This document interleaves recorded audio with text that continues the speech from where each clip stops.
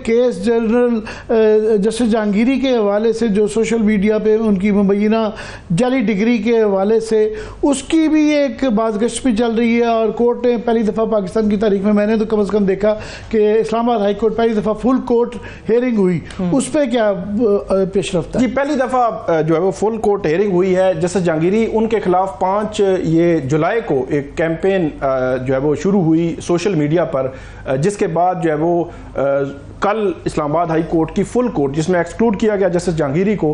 तो थोड़ा सा बैकग्राउंड जो खबर जो है वो पहुंची हम तक, वो यही था कि जस्टिस जहांगीरी को कहीं ना कहीं से कन्वे हुआ कि जो ट्रिब्यूनल का केस है आप जो है वो थोड़ा हाथ हौला रखें। तो ये बात हुई, लेकिन उनकी जानिब से बड़ा क्लियर एक स्टांस लिया गया कि जो आइन और कानून कहता है और जो मैंने हलफ लिया हुआ है फैसला जो है वो उसके मुताबिक होगा। ये जो उनको बाद में कन्वे हुआ, ये तमाम जो 6 जजेस का खत, तमाम जो उनको तंबीह की गई कि आइंदा ये ना हो, उसके बाद ये दोबारा अप्रोच किया गया उनको? जी बिल्कुल, ये तो 6 जजेस वाला जो खत है उसके बाद सारे मामला बाद के मामलात हैं। ये अभी रिसेंट पास्ट में ये जो है वो मुझे ये बताइएगा साकिब, अभी तो ये सिर्फ इस्लामाबाद हाई कोर्ट की हद तक था, ये जो इंटरफेरेंस के या 6 जजेस के खत की जिसकी आमिर साहब भी बात कर रहे हैं, उसके बाद आपको नजर आ रहा है कि मुल्क भर की जो दीगर हाई कोर्ट्स हैं उनमें भी हमें ये रिवायत बनती भी नजर आएगी, या सिर्फ इस्लामाबाद हाई कोर्ट की हद तक जो फुल कोर्ट बेंच है यहाँ पर रुक जाएगा? ये नहीं, ये बढ़ सकती है। उसकी वजह यह है कि प्रेसिडेंट बनना जो है वो ज़रूरी होता है। जब 6 जजेस वाला मामला आया तो उस वक्त सुप्रीम कोर्ट में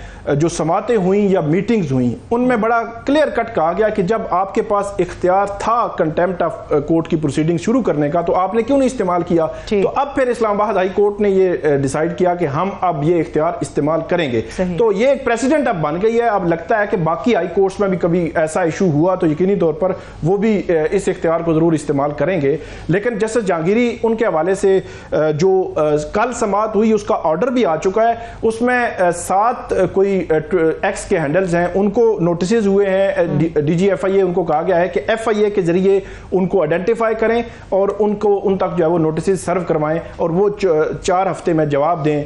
कुछ सहाफ़ी हैं उनको भी नोटिस हुए हैं। इसके अलावा PTA, FIA, पैमरा, इन तमाम को भी नोटिस किए गए हैं। जो वकला की और सहाफ़ती तंजीमों को भी नोटिस हुए हैं। अच्छा। आज मैं चाहूँगा, टाइम महदूद है हमारे पास, कि खबर मानिका की आज प्रेस कॉन्फ्रेंस जो है वो PTV पे भी दिखाई गई, तो ये जो उनको ज़रूरत पड़ गई है मीडिया के इस्तेमाल की, तो अदालत में जो आज पेशरफ्त है वहाँ से कोई उनके लिए उनको लग रहा है कि बुरी खबर है? नहीं, खावर मानिका की प्रेस कॉन्फ्रेंस बहुत ही हैरान कुन है, क्योंकि खावर मानिका एक कंप्लेनेंट है, एक कंप्लेंट लेके गए सिविल कोर्ट में। तो सिविल कोर्ट में जैसा भी था वो 2 रोज का या 4 रोज में उन्होंने ट्रायल किया और खावर मानिका के हक में फैसला दिया। और फैसला वो आज नहीं हुआ, 3 फरवरी को हो चुका है। 3 फरवरी, अब तो अपील में मामला है। तो क्या खावर मानिका जो उससे शायद राजी ना हो कि मेरे हक में जो फैसला हुआ है वो दुरुस्त नहीं है, कि 3 फरवरी को फैसला हुआ है, अब तो अपील स्टेज पे है। उनकी जो ट्रायल था वो स्पीडी हुआ है। अब वो ये चाह रहे हैं कि अपील जो है वो उस तरह तेजी से जो है वो आगे ना बढ़े। पहले 29 मई को सेशन जज ने फैसला देना था, तब इन्होंने इतराज किया उन पर, उन्होंने केस ट्रांसफर कर दिया।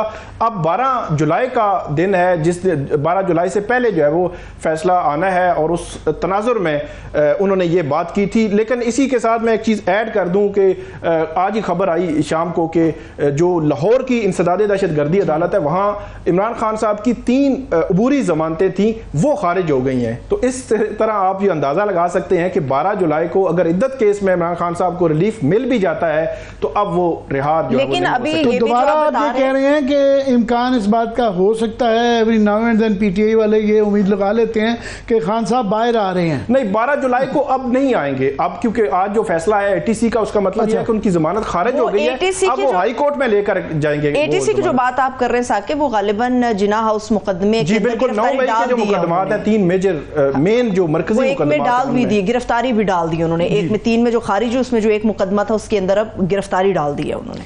लास्टली जो है ये ट्रिब्यूनल्स वाला इशू जो है कि सुप्रीम कोर्ट ने दोबारा ये लाहौर हाई कोर्ट को कह दिया कि जी आप इलेक्शन कमीशन के साथ मीनिंगफुल, ये मीनिंगफुल सब ज़्यादा ये चीफ जस्टिस के लिए मीनिंगफुल है जो पहली खातून चीफ जस्टिस हैं, या इलेक्शन कमीशन के लिए मीनिंगफुल होगा? होना तो वैसे लॉ में तो यही है कि दोनों के लिए मीनिंगफुल हो, और नहीं, दोनों के लिए तो नहीं हो सकता ये मीनिंगफुल से जब मुराद होती है कि तसल्ली तशफ़ी, मगर एक को जहां बराबरी आ जाए तो किसको प्रेसिडेंस मिलेगी?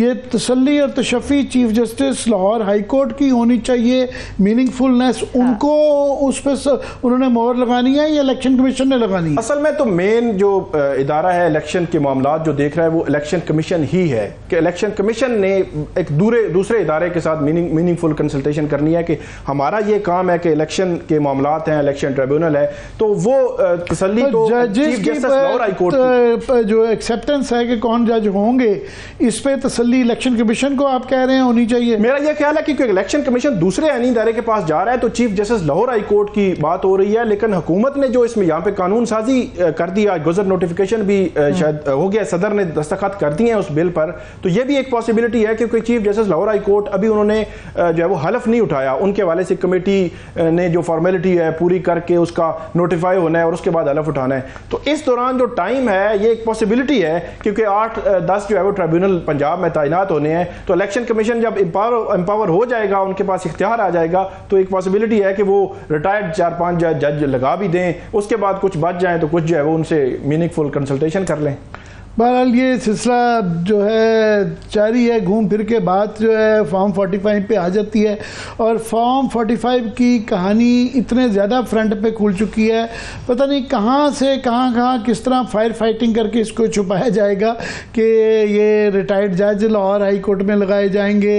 उसके बाद ये जो पतन ने जो नया इकट्ठा खोल दिया है कि नवाज शरीफ साहब के हल्के के अंदर उनकी ये फाइंडिंग्स हैं कि नेशनल असम्बली जो उनकी सीट है और उसके नीचे जो प्रोविंशियल सीट है उसमें 35,000 वोट का फर्क है कि नेशनल असेंबली में प्रोविंशियल के मुकाबले में 35,000 वोट ज़्यादा पड़े हैं, जिसकी एक्सप्लेनेशन जो है वो बड़ी मज़गा खेज़ है। और जिस तरीके से इलेक्शन कमीशन ने उसको कवर अप किया है कि अपडेट किए हैं रिकॉर्ड के अंदर अपने वेबसाइट के ऊपर जो है उसके ऊपर भी बेताशा सवाल हैं।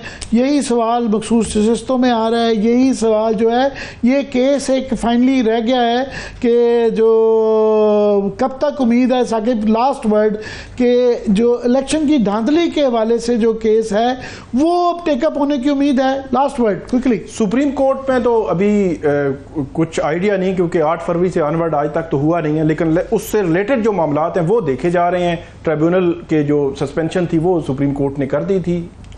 तो बाज़ इसमें बहरहाल इस अदालत के इस फैसले में मखसूस नशिस्तों ने भी बार बार होती रही कि ओरिजिनल केस वो है और ओरिजिनल सिंध भी बल्ले वाले फैसले का है, इस पर इत्तेफाक तो सबका है कि तशरीह गलत हुई है, मगर वो फैसला कितना गलत है और मुतनाज़ा है वो एक और बहस है। चलिए वक्त भी खत्म हो गया, बहुत शुक्रिया Saqib, thank you so much आपके वक्त के लिए। देखने वालों का शुक्रिया, मुझे इजाज़त दीजिए, अपना बहुत सा ख्याल रखिए, खुदा हाफिज़।